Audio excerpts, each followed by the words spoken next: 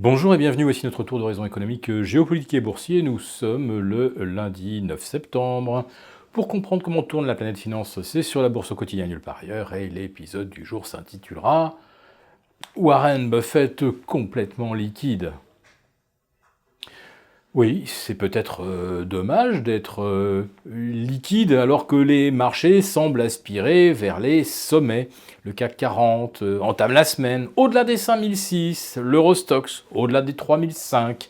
Nous avons depuis vendredi un Nasdaq repassé au-delà des 8000, un Dow Jones au-delà des 26 700, et puis un S&P où les 3000 points lui tendent les bras. Alors on ne les a pas atteints vendredi, un petit peu de prudence après des chiffres américains de l'emploi un peu médiocres, mais enfin, rassurez-vous, Larry Kudlow s'est empressé de dire que les chiffres du mois d'août, il ne faut pas vraiment en tenir compte, ils sont souvent un peu bizarres, et s'ils sont un petit peu faibles, allez, ceux de septembre seront meilleurs.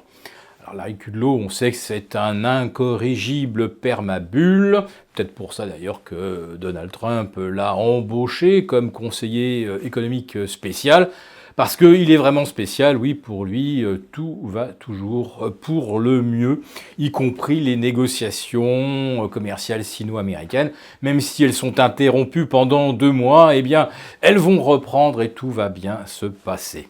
En tout cas, c'est le message qu'il a délivré une nouvelle fois vendredi.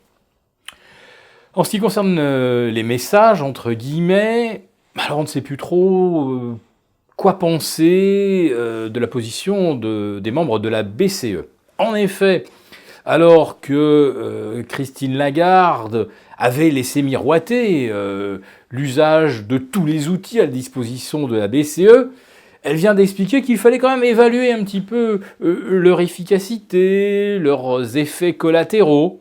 Et puis vous avez ensuite des gens comme Peter Pratt qui se demandent si vraiment la conjoncture exige qu'on sorte le bazooka, l'artillerie de marine, alors que tout ne va quand même pas si mal. Bon, il y a une petite poche un peu faible du côté de l'Allemagne, mais pour le reste, ça va plutôt bien. La France, par exemple, qui semble résiliente, plus résiliente en tout cas, certainement, que l'Allemagne ou l'Italie. Alors, la France, locomotive économique de l'Europe, bon, on avoue qu'on a un petit peu de mal à y croire, parce que la France aujourd'hui, c'est quoi? C'est du luxe, c'est des spiritueux, c'est un petit peu d'aéronautique. Et là, tous ces secteurs-là sont déjà très très chers. Le luxe se paye sur des multiples invraisemblables. L'aéronautique, ça commence à valoir très très cher aussi. Bref, il y a pas mal de titres de qualité au sein du CAC 40, mais enfin qui sont déjà largement valorisés. Et cette question de valorisation nous ramène à notre titre. Warren Buffett est-il complètement liquide? Alors attention, il ne s'agit pas d'évoquer la sénilité de Warren Buffett. De toute façon, je parle de Berkshire Hathaway, et M. Warren Buffett est entouré des cerveaux les plus brillants, y compris des plus jeunes que lui. Mais en tout cas, ce que l'on sait, c'est que les fonds Berkshire Hathaway aujourd'hui affichent les niveaux de liquidité les plus importants, les plus élevés depuis la crise de 2009. Alors, manifestement, M. Buffett et son équipe n'ont pas envie de payer le marché au plus haut, n'ont pas envie de se charger de LVMH, de Hermès, d'Airbus, de Safran, à des multiples invraisemblables. Alors peut-être sont-ils, comme on dit aujourd'hui, littéralement collés au mur. À force d'accumuler des liquidités, ils finissent par en avoir trop. Ou alors il s'agit d'un choix délibéré, parce que en cas de correction des marchés, eh bien, cash is king. Et Warren Buffett ou BlackRock sont très très bien placés, avec leurs milliers de milliards de forces de frappe financières et d'encours sous gestion. Ils sont les mieux placés pour savoir que s'il y avait un accident sur les marchés, il n'y a absolument pas la place pour sortir.